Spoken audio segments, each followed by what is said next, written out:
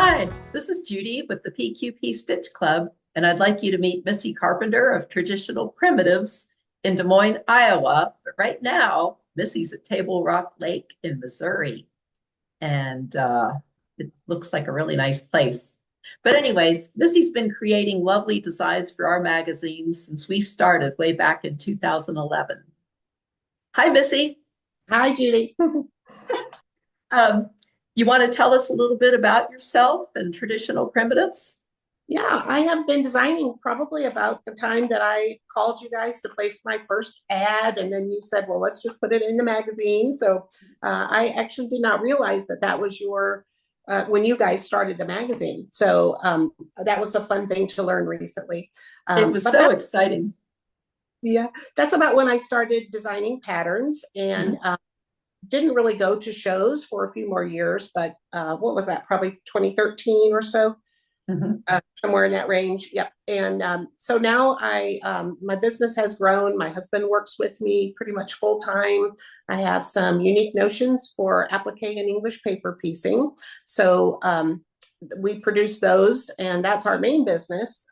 So I do love, I call them fancy applique blocks and English paper piecing, which is a little bit more labor intensive than wool applique, but I do love the wool applique as well. So once you start wool applique, it's hard to put it down. So Mhm. uh, those are the main genres of my business. And we work out of the home and used to do a lot of quilt shows, but since COVID hit, it taught me that I need to take care of myself a little bit more and not be quite so busy all the time. So we don't do shows too often. Maybe once in a while we'll do one.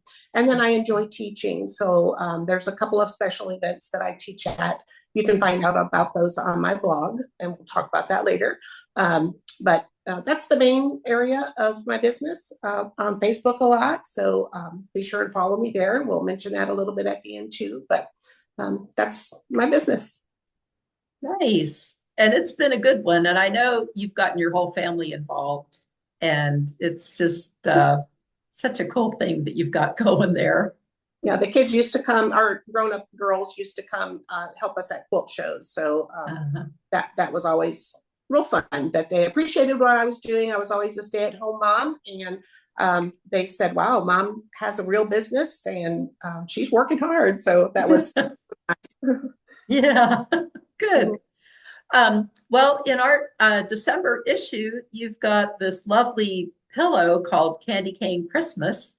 And you want to tell us a little bit about it and how you came up with the design? Yeah, candy cane Christmas is pretty basic, but I always think of my mom when I see candy canes. She would have us hanging them on the trees. So there's pictures of us when we were little, and all the candy canes are across the bottom because that's as high as we could reach. They didn't kind of fill in. So every year as we grew up a little bit taller, the candy canes got higher. And so that's a fun memory, but we had candy canes in bowls all over the house, just to grab one as you go. So my mom loved candy canes. So that's really when you said, "How about something for Christmas?" I said, "Oh, I got to do candy canes," and that Yeah. I haven't designed before either. So it was fun. All right. I mean, it's realistic. And, every time I look at it, I just feel like grabbing a candy cane and munching on it. Well, would you like to demonstrate for us Sure. anything about the Um, project? Basically, you're going to be doing the applique for the wool on one layer of fabric, and you would do that first after you cut the correct size. So you would get your applique done. You can either do the blanket stitch or the whip stitch, and that's personal preference, whatever you like. With some matching threads is what I like to do personally, but I did add a few accents here and there on the leaves so you could sort of see the veins, but everything else pretty much matches. So you would do that and then set it aside. And then the main thing that might be a little confusing is the back of the project. Let me show you the actual project first. Yeah, I was So, hoping you would hold that up for us. oh, okay, Yeah, hold it up.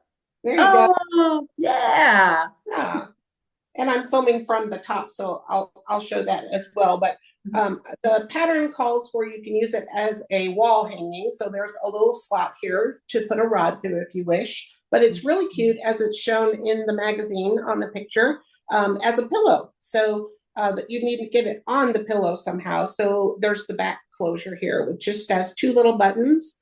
And I've got these handmade with love.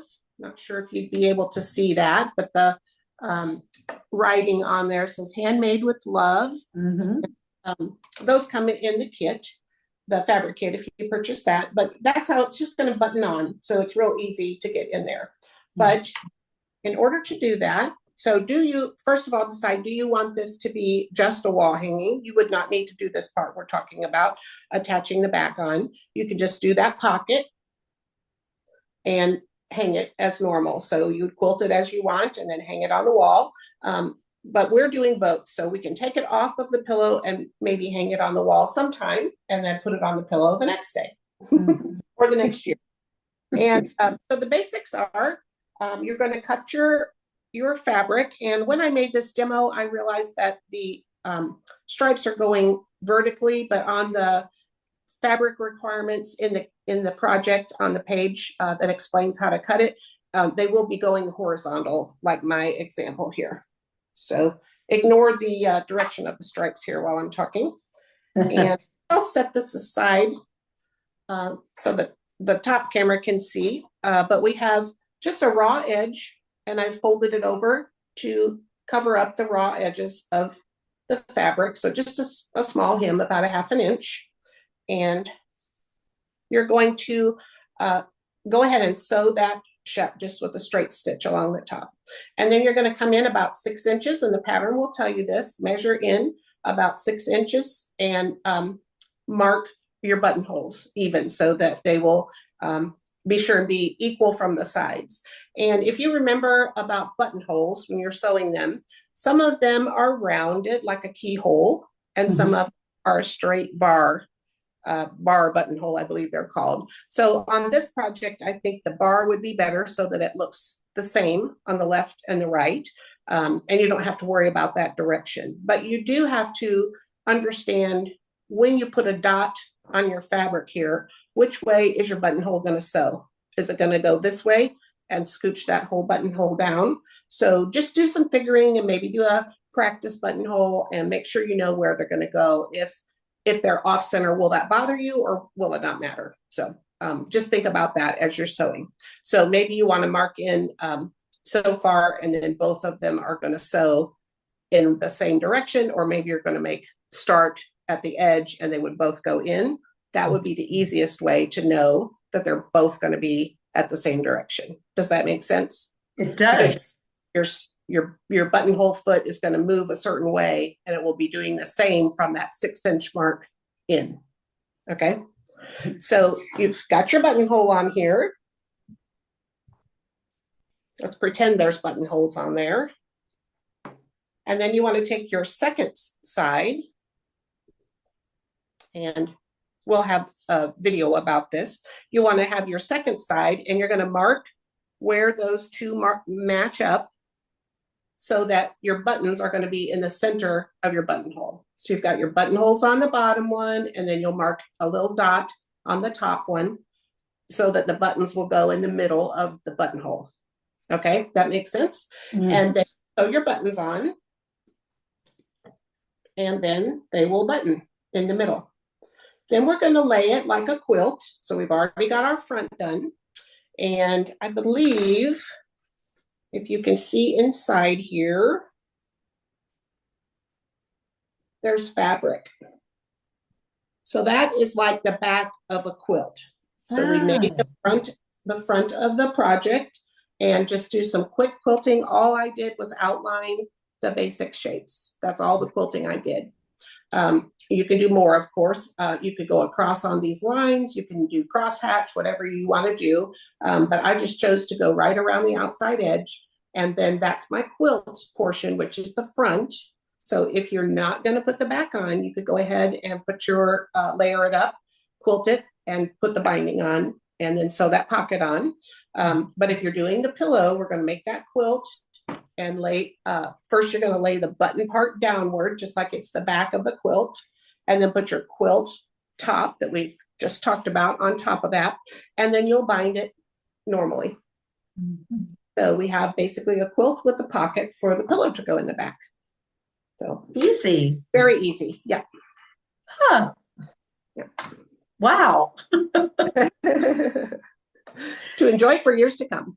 That's right. And I was thinking when you talked about, the option to do it as a wall hanging or a pillow, you could do two of them.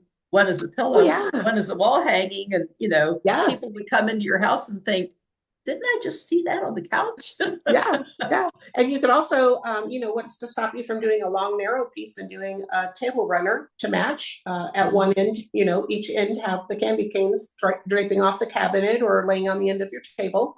So, Oh, yeah. you can coordinate lots of things with it. Oh my gosh, yeah, that'd be beautiful. Yeah. Cool. Well, do you sell kits for this project? Yes, you'll find them on the website. And I have to refer here. The kits are $39.99. And my website is traditionalprimitives.com. Very easy.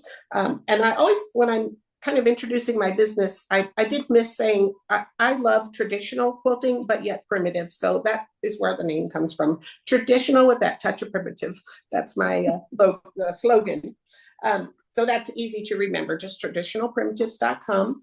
And the kit is $39.99, and then plus your shipping, it's got fabric for the background and the backing, the wool, the buttons, and interfacing. So it also has the pre-printed templates, which are in the pattern. So if you are just printing these on your own at home, you're going to print this on freezer paper. And if you notice the blocks that are around, can you see those? The squares that are around each shape. This is something that I came up with quite a few years ago.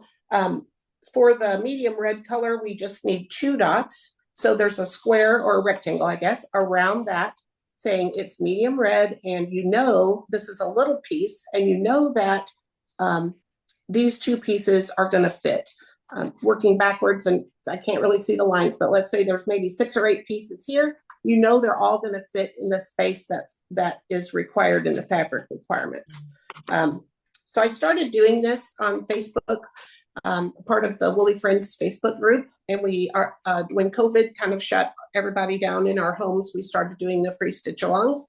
And I noticed that people would post questions, say you have a 4x6 rectangle is what you need for this red color, but people couldn't get them to fit.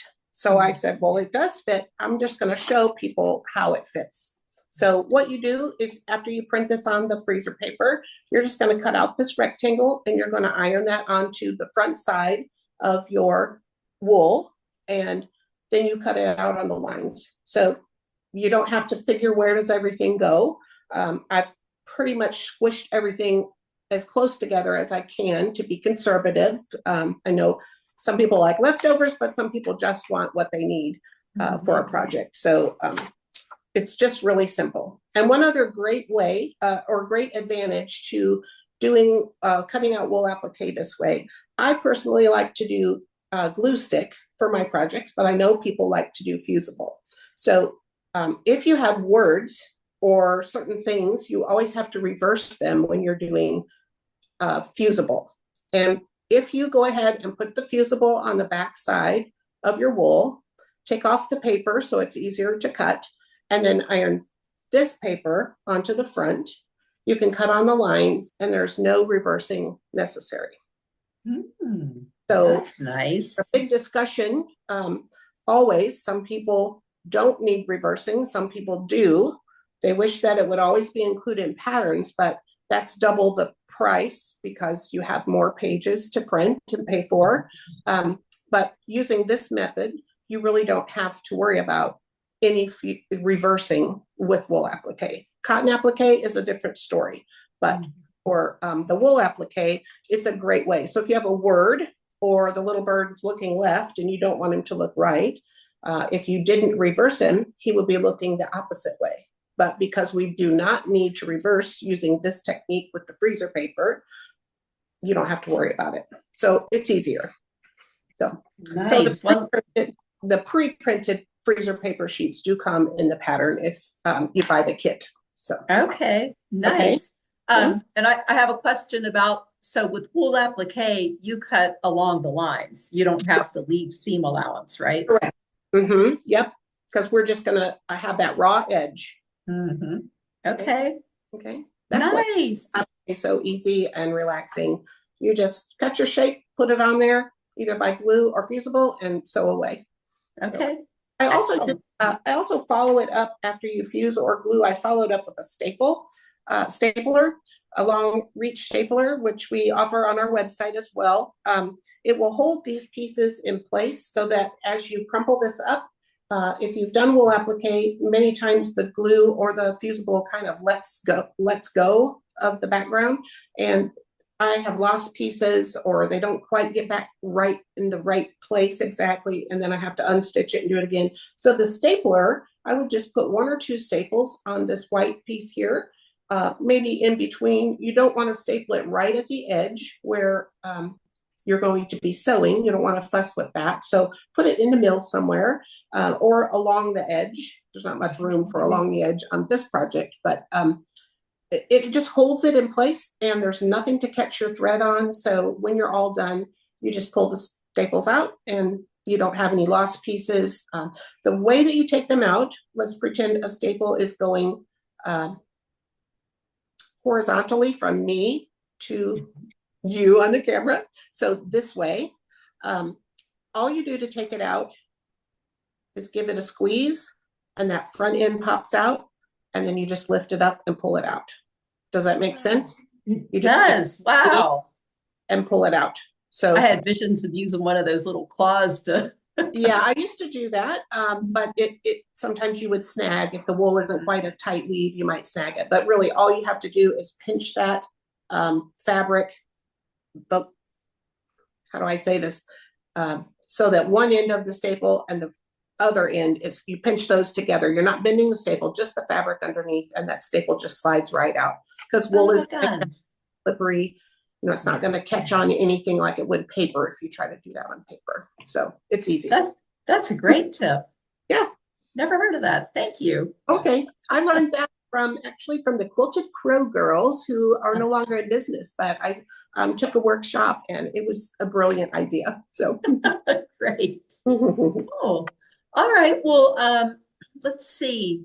You are a really good explainer. Do you teach classes? Oh, thank you. Yes, I do. I teach a few times a year. Sometimes I go to guilds all over the country. And then there's special events where for applique, where people come from really all over the world. And I really enjoy teaching at those. And that's where I do a lot of cotton applique, or with maybe touches of the English paper piecing. So more involved blocks. I call them my fancy applique blocks. Lots of pieces, but very inspiring. You gather with 100 to 200 other ladies who love doing handwork, you know, just like I do. It's just so much fun. And even as the instructor, or one of the instructors, I still learn something every year from someone. So it's just a great camaraderie. It's a whole week long. You can do one session, which is 3 days, or 2 sessions, which is 6 days. There's another event I'll be teaching at that is a whole week. So there's several of these events out there for applique, and I just love teaching at those. So you can follow my blog at traditionalprimitives.blogspot.com, or go to my website, and I also post on the blog area there.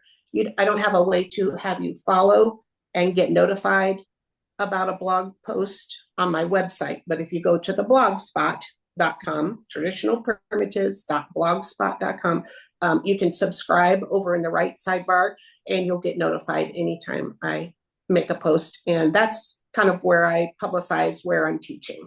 So okay. Well, speaking of your blog and updates, do you have any news to share that we can learn about? Yes, I do. As a matter of fact, I've designed fabrics for about 6 years, but I'm with a new company now.